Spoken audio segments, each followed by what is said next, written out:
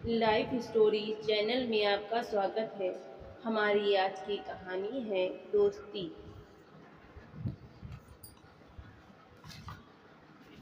दिसंबर का महीना था। कड़ाके की ठंड पड़ रही थी। मनोहर लाल जी को अपने छोटे बेटे के घर दिल्ली आए 6 महीने हो चुके थे। किडनी के मरीज थे मनोहर लाल जी। आज सुबह जब वे सोकर उठे तो घबरा गए, क्योंकि नींद में ही उनसे बिस्तर गीला हो गया था।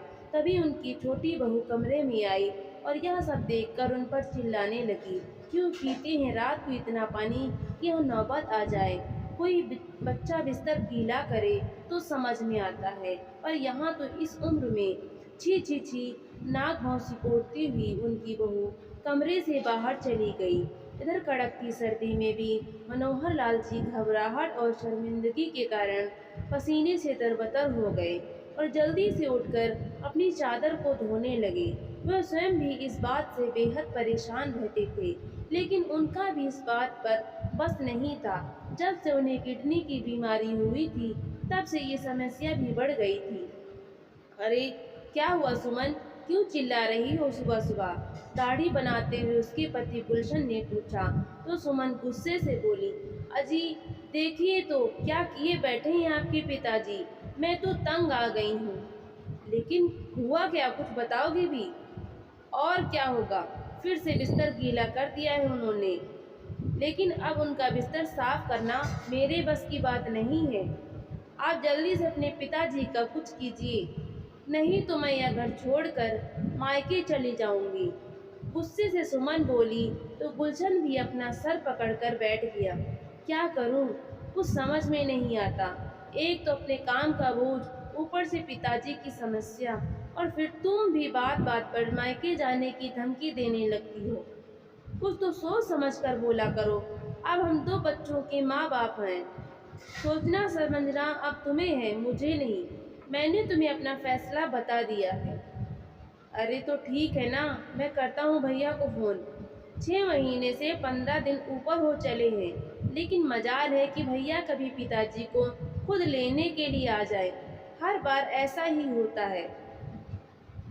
जब भी उनके पिताजी को रखने की बारी आती है, तभी अचानक या तो भाभी बीमार हो जाती है, या फिर उन्हें किसी बिजनेस ट्रिप पर जाना होता है, और कुछ नहीं तो वर्कलोड ज़्यादा होने का बहाना बनाकर बात को टाल देंगे।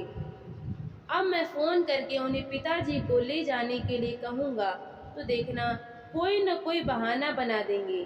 कहते हुए गुलशन ने फ़ोन लगाया, लेकिन दूसरी ओर से किसी ने फ़ोन नहीं उठाया। मनोहर लाल जी के दो बेटे थे, रमेश और गुलशन। दोनों बेटों के बीच 12 वर्ष का अंतर था। उनका बड़ा बेटा रमेश इंजीनियरिंग की पढ़ाई करने के बाद चंडीगढ़ में सेटल हो गया था, जबकि छोटा बेटा गुलशन हमेशा से अपने माता पिता के साथ ही रहा था। परंतु मनोहर लाल जी की पत्नी की मृत्यु के बाद उनकी छोटी बहू सुमन ने उनकी सारी जिम्मेदारी लेने से मना कर दिया। उसका कहना था कि जब दो बेटे हैं तो पिता की जिम्मेदारी भी दोनों को बराबर उठानी चाहिए।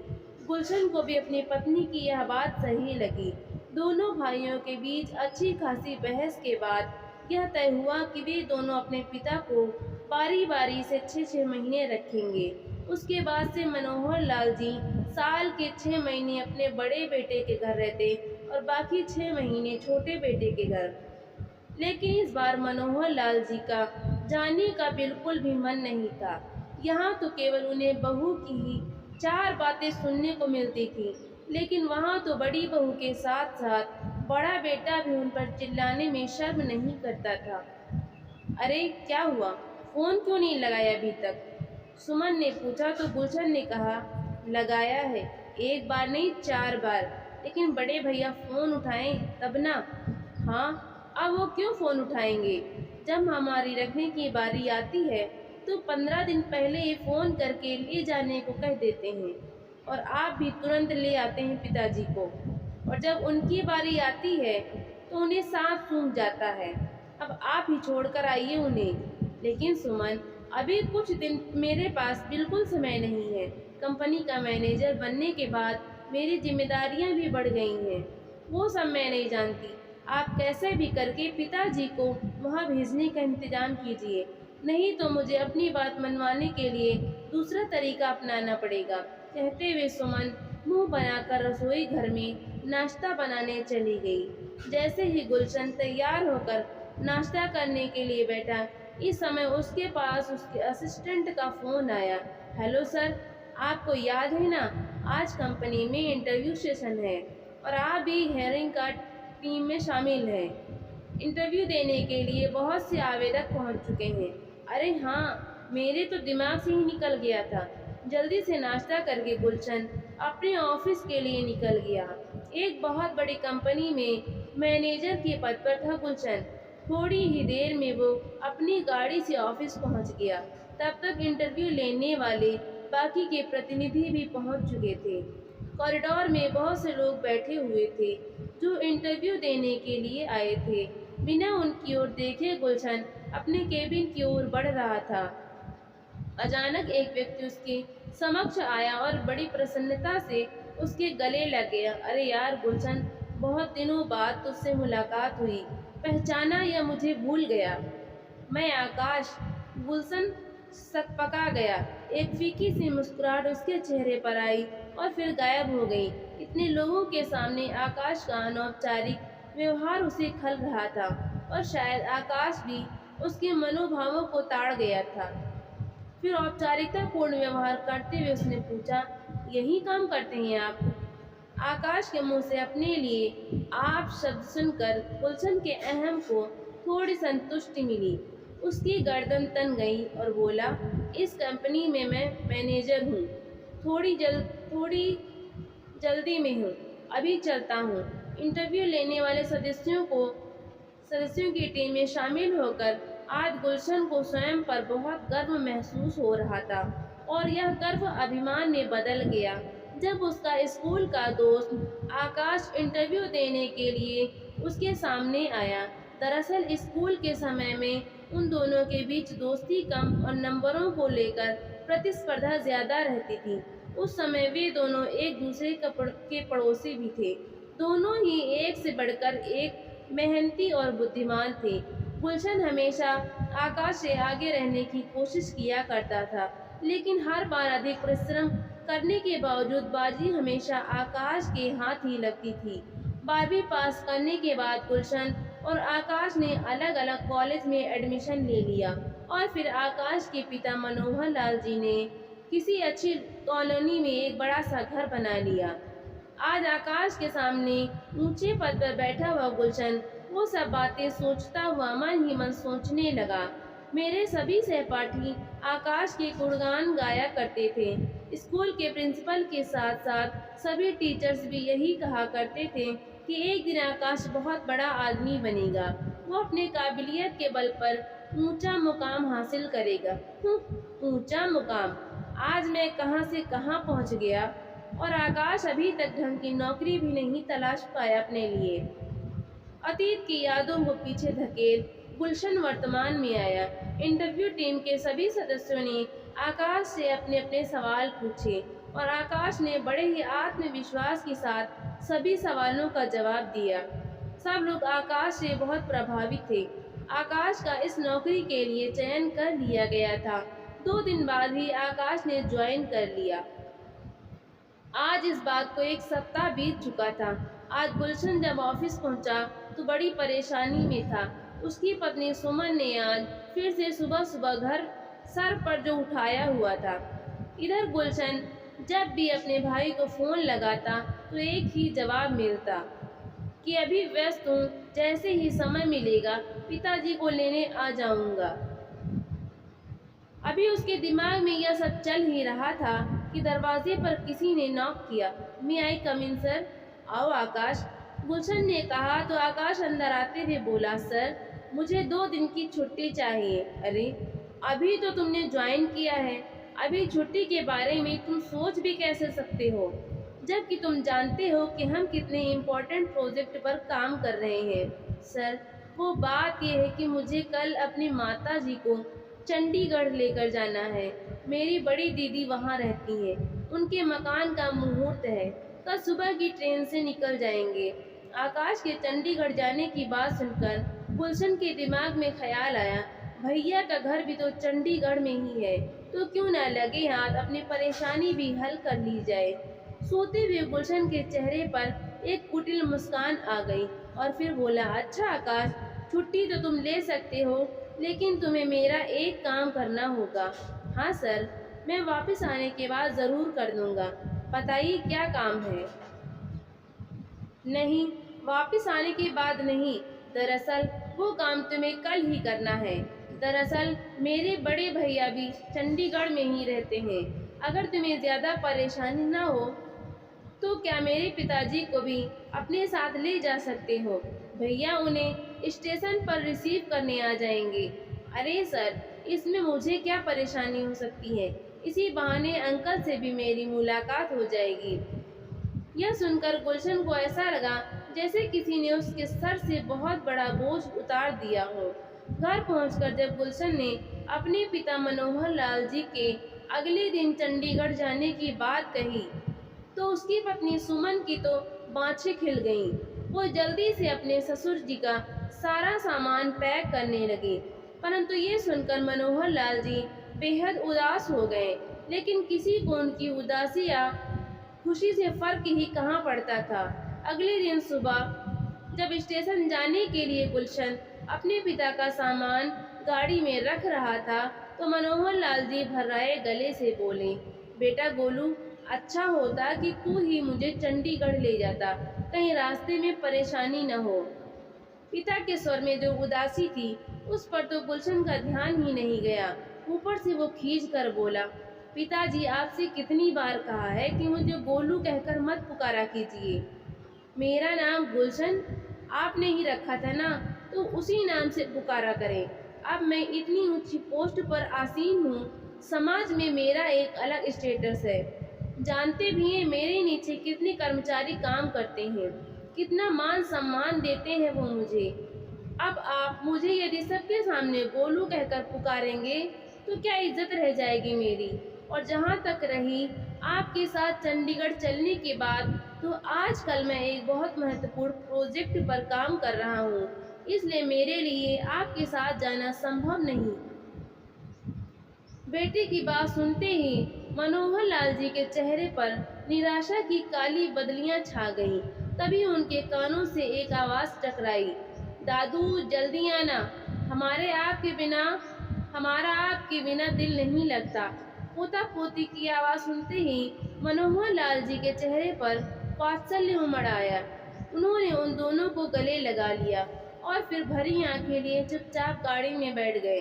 जब वे लोग स्टेशन पर पहुंचे तो पता चला कि ट्रेन 1 घंटा लेट है। गुलशन ने देखा कि प्लेटफॉर्म पर आकाश पहले से ही मौजूद था। उसने मनोहर लाल जी को पास रखे बेंच पर बैठने को कहा और यह वहां देखते हुए गुलशन बोला, अरे आकाश, तुमने तो कहा था कि तुम अपनी माता जी के साथ जा रहे हो, लेकिन वो तो कहीं दिखाई नहीं दे रही। तभी आकाश ने पास वाले बेंच पर बैठी हुई एक बुजुर्ग औरत की तरफ इशारा करते हुए कहा, यह मेरी माँ है। उन्हें देखकर गुलशन हैरान रह गया। वो आकाश की माँ को पहचान ही नहीं पाया था। हालांकि उनकी उम्र बहुत अधिक नहीं थी, परंतु वो शारीरिक रूप से बहुत अधिक कमजोर और बुजुर्ग नजर आ रही थी। पूछने पर आकाश ने बताया कि 3 वर्ष पहले उसके पिताजी और माँ एक सड़क दुर्घटना की चपेट में आ गए थे। बहुत ज्यादा चोट लगने के कारण पिताजी का स्वर्गवास हो गया और माँ गंभीर रूप से घायल हो गई। तब से उनकी तबीयत बिगड़ती चली गई। ऊपर से पिताजी के चले जाने से उनके दिमाग को ऐसा सदमा लगा कि उन्हें अल्जाइमर की समस्या भी होने लगी है। कहते कहते आकाश की आंखें भर आईं। फिर आकाश बोला, जानते हैं सर, जिस दिन मेरे माता पिता का एक्सीडेंट हुआ था उससे 2 दिन पहले ही मुझे विदेश में नौकरी का अपॉइंटमेंट लेटर मिला था। हम सब बहुत खुश थे, लेकिन पिताजी के जाने के बाद मैंने विदेश जाना कैंसिल कर दिया क्योंकि माँ को मेरी ज़रूरत थी। मुझे लगा कि मैं यहीं रहकर अच्छी नौकरी हासिल कर लूँगा, लेकिन उसके बाद कोविड का दौर आ गया और अच्छी नौकरी एक सपना बनकर रह गई। लेकिन सर, एक अच्छी नौकरी छोड़ देने का अफसोस मुझे बिल्कुल भी नहीं है। मेरे लिए तो इतना ही काफ़ी है कि मेरी माँ का आशीर्वाद भरा हाथ मेरे सर पर है। यह सुनकर गुलशन हैरानी से बोला, लेकिन इस हालत में तो उन्हें संभालने में बहुत मुश्किल होती होगी। दोनों भाई मिलकर संभालते होंगे। नहीं सर, मेरे भैया तो पुणे में रहते हैं। अच्छा, तो उन्हें 6-6 महीने रखते होंगे? पूछते हुए गुलशन शायद अपने मन को तसल्ली दे रहा था, परंतु आकाश ने कहा, अरे नहीं नहीं, ऐसा करने का तो मैं कभी सोच भी नहीं सकता। यहाँ तो माँ का अपना घर है, शुरू से वो यहीं तो रह रही है, कहीं और उनका मन कैसे लगेगा। मैं नहीं चाहता कि इस उम्र में उनकी हालत पेंडुलम की तरह हो जाए, कभी यहाँ तो कभी वहाँ। यह ख्याल भी मैं उनके मन में नहीं आने देना चाहता कि पिताजी के जाने के बाद उनका कोई घर नहीं रहा या वो हम पर बोझ बन गई है। और मैं तो इस मामले में बहुत खुशकिस्मत हूँ कि मेरी पत्नी तो मुझसे भी ज़्यादा मेरी माँ का ख्याल रखती है, उन्हें समझती है। आकाश की आवाज़ सुनकर गुलशन बोला, अरे आकाश, जिंदगी में इंसान को कभी कभी व्यवहारिक फैसला भी लेने चाहिए। पूरी भावुकता में लिए गए फैसले अक्सर गलत साबित होते हैं और फिर अपने परिवार की जिम्मेदारियां उठाते उठाते इंसान भी थक जाता है। फिर मन में यह विचार जरूर आता है कि सिर्फ हम ही क्यों माँ बाप की सेवा करें, दूसरा भाई क्यों ना करे। गुलशन की इस बात पर आकाश थोड़ा मुस्कुरा उठा और फिर बोला, नहीं सर, मेरा तो यह मानना है कि कोई काम मुश्किल तब लगता है जब उसे बोझ समझकर किया जाए। जब माँ बाप कभी अपने बच्चों को बोझ नहीं समझते तो हम अपने माँ बाप को कैसे बोझ समझ सकते हैं। और सर, देखा जाए तो हमारे जाने अनजाने कर्म ही संस्कार हमारे बनकर बच्चों के माध्यम से हमारे सामने आते हैं। अगर इतनी छोटी सी बात एक इंसान समझ ले तो उसका बुढ़ापा ही संवर जाए। यह बात सुनकर गुलशन को ऐसा महसूस हुआ मानो आकाश ने उसके मुंह पर एक जोरदार थप्पड़ जड़ दिया हो। वो निशब्द सा रह गया, उसका अभिमान पल भर में चकनाचूर हो गया। उसी समय ट्रेन आ गई। आकाश ने पहले मनोहर लाल जी को ट्रेन में बैठने की सहायता की और फिर अपनी माँ को सहारा देते हुए बिठाया। ट्रेन अपने गंतव्य की ओर निकल पड़ी। फिर गुलशन भी अपने ऑफिस चला गया, परंतु आकाश की बातें उसके दिमाग पर जैसे हथौड़े बरसा रही थीं। उसके दिल का चैन कहीं गायब हो चुका था। उसे एहसास होने लगा कि उसके और आकाश के बीच में आज भी एक प्रतिस्पर्धा जारी है, इंसानियत की प्रतिस्पर्धा, जिसमें आकाश आज भी उससे बाजी मार ले गया। एक तरफ तो अपने मन को समझाने में लगा था कि उसने कुछ गलत नहीं किया, परंतु दूसरी तरफ दिमाग में विचारों का तूफान उमड़ने लगा था। आज मैं जो कुछ भी हूँ, क्या इतना बड़ा मुकाम मैंने सिर्फ अपनी मेहनत के बल पर पाया है? क्या उसने मेरे माँ बाप की बरसों की तपस्या नहीं थी? जीवन के हर कदम पर उन्होंने मुझे कुछ कर दिखाने की प्रेरणा दी। जब जब मेरी हिम्मत ने मेरा साथ छोड़ दिया तो मेरे पिता के मजबूत हाथ मेरे कंधों पर थे, यह बताने के लिए कि वो मेरे साथ खड़े हैं। और आज जब वही हाथ बूढ़े हो चुके हैं, कमज़ोर पड़ गए हैं, उन्हें सहारा लेने के लिए मेरे कंधे की ज़रूरत है, तो मैंने उनका साथ छोड़ दिया। फिर गुलशन को वो पल याद आने लगे जब उसकी माँ अस्पताल के बिस्तर पर पड़ी अपने कैंसर की बीमारी से जूझ रही थी। गुलशन उस समय उनके लिए खाना लेकर गया था। जैसे ही वो अंदर जाने लगा, तभी अंदर से आवाज़ से उसके पांव वहीं रुक गए। पिताजी माँ के पास बैठे थे और माँ उन्हें समझा रही थी, आप परेशान मत होइए, जाना तो एक दिन सभी को है, इसमें आंसू बहाने वाली कोई बात नहीं है। तो पिताजी का स्वर गूंजा, क्या करूं कमला, मैं तुम्हारे बिना जीने की कल्पना भी नहीं कर सकता। कभी सोचा है कि तुम्हारे बाद मेरा क्या होगा? कहते कहते उनका स्वर रूंध गया, परंतु माँ शांत स्वर में बोली, उस बात की आप चिंता मत कीजिए। रमेश भले ही स्वभाव से तीखा है, परंतु गुलशन पर मुझे पूरा भरोसा है। वो आपका बहुत ख्याल रखेगा। यह एक माँ का विश्वास है जो कभी गलत नहीं हो सकता। उसके ठीक 2 दिन बाद माँ हमें छोड़कर चली गई थी। पिताजी अंदर तक टूट चुके थे, बहुत अकेले पड़ गए थे, लेकिन हम लोग उनके अकेलेपन की पीड़ा को भी नहीं समझ सके। माँ की 13वीं पर ही सुमन ने कह दिया था कि पिताजी का बोझ अकेले हम ही क्यों उठाएं। यह दोनों बेटों का फर्ज है और मुझे भी उसकी बात सही लगी थी, यह जानते हुए भी कि बड़े भैया पिताजी को अपने साथ रखना नहीं चाहते थे। मैंने यह फैसला कर लिया कि पिताजी की जिम्मेदारी हम बराबर बराबर बांटेंगे। और जब यह बात पिताजी को पता चली थी तो उनके चेहरे पर कितनी बेबसी छलकने लगी थी।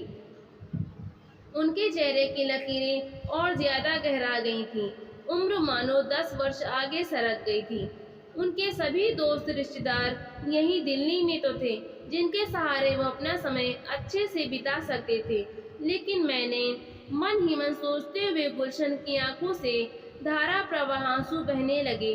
हे भगवान, यह क्या कर बैठा मैं। पिताजी को तो मैंने असहनीय दुख दिए ही मैं अपनी माँ के विश्वास को भी तोड़ कर रख दिया। यह सब देखकर माँ की आत्मा कितना कलप रही होगी, यह भी नहीं सोच पाया मैं। वो मुझे कभी माफ नहीं करेंगी। फिर कुछ सोचते हुए उसने अपने आंसू साफ किए और मोबाइल उठाकर चंडीगढ़ जाने वाली फ्लाइट की टिकट बुक कराई और बिना समय गंवाए ऑफिस से बाहर निकल गया।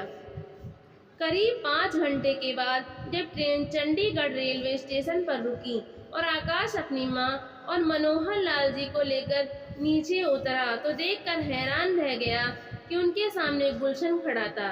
मनोहर लाल जी भी आश्चर्यचकित थे। तभी गुलशन ने आकाश को अपने गले से लगाया और ऊंधे कंठ से बोला, मुझे मेरा फर्ज याद दिलाने के लिए बहुत बहुत धन्यवाद मेरे दोस्त। यह सुनकर आकाश उसे आश्चर्य मिश्रित खुशी से देखने लगा। उसने अपने पिता का बैग उठाया और उनका हाथ थामते हुए बोला, चलिए पिताजी, एयरपोर्ट जाना है।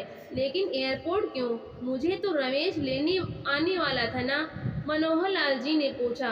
तो गुलशन ने कहा, नहीं पिताजी, हम वापस दिल्ली जा रहे हैं। अब आप हमेशा वहीं अपने घर में रहेंगे। यह बात सुनकर मनोहर लाल जी अपने बेटे को हैरानी से देखने लगे। करीब 2 घंटे बाद जब गुलशन अपने पिता को लेकर घर पहुंचा तो उन्हें देखकर उनकी बहू सुमन स्तब्ध रह गई और फिर गुस्से से बेकाबू होते हुए बोली, ये क्या, तुमने तो इन्हें चंडीगढ़ भेज दिया था ना, बड़े भैया के पास, तो ये फिर से यहाँ कैसे लौट आए? सुमन की इस बात पर गुलशन ने कुछ नहीं कहा और मनोहर लाल जी को कमरे में ले जाकर जाने लगा तो सुमन फिर से चिल्लाई, कुछ बताओगे भी, क्या हुआ है? अभी अभी मैंने चादर धुलवाई है, कमरे की सफाई करवाई है और तुम फिर से इन्हें यहाँ ले आए गंदगी फैलाने के लिए। इतना सुनते ही गुलशन के सब्र का बांध टूट गया। बस सुमन, अब एक शब्द और नहीं। मेरे पिताजी अब हमेशा यहीं रहेंगे, तुम अपने मायके जा सकती हो। गुलशन की कड़कती आवाज सुनते ही सुमन हक्की बक्की खड़ी रह गई। फिर गुलशन ने कहा, तुम खुद सोचो, कैसे छोड़ सकता हूँ मैं उस पिता को जिसके कपड़े ना जाने कितनी बार गंदे किए थे मैंने, जिसकी बरसों की तपस्या के कारण मैं आज इज्जत से जी रहा हूँ। कैसे तोड़ सकता हूँ अपनी माँ का विश्वास, जिसकी नजरें अपने अंतिम समय में मुझे इतनी आस से देख रही थी। यदि तुम्हें मेरे पिताजी की उपस्थिति इतनी खलती है तो तुम अभी यह घर छोड़ सकती हो। अपने पिताजी की देखभाल के लिए मैं एक अटेंडेंट रख लूँगा जो मेरी अनुपस्थिति में न सिर्फ उनके सारे काम करेगा बल्कि उनका ख्याल भी रखेगा। अब मेरे पिताजी कहीं नहीं जाएंगे। आप बैठिए पिताजी, मैं आपके लिए चाय बना कर लाता हूँ, थक गए होंगे। कहते हुए गुलशन रसोई घर में चला गया। मनोहर लाल जी के कांपते हाथ दूर से ही अपने बेटे को आशीर्वाद देने के लिए उठ गए। जुग जुग जियो मेरे बच्चे। फिर सामने लगी पत्नी की तस्वीर को देखकर मन ही मन बोले, कमला, तुम्हारा विश्वास जीत गया। कहते हुए उनकी आंखों से आंसू बहने लगे। जिन्हें वो अपनी धोती के कोरों से पोंछने लगे। तो दोस्तों, आपको ये कहानी कैसी लगी? लाइक करें, शेयर करें और कमेंट करके हमें ज़रूर बताएं और चैनल को सब्सक्राइब करना बिल्कुल भी ना भूलें। तो मिलते हैं हम अगली नई कहानी के साथ। बहुत बहुत धन्यवाद।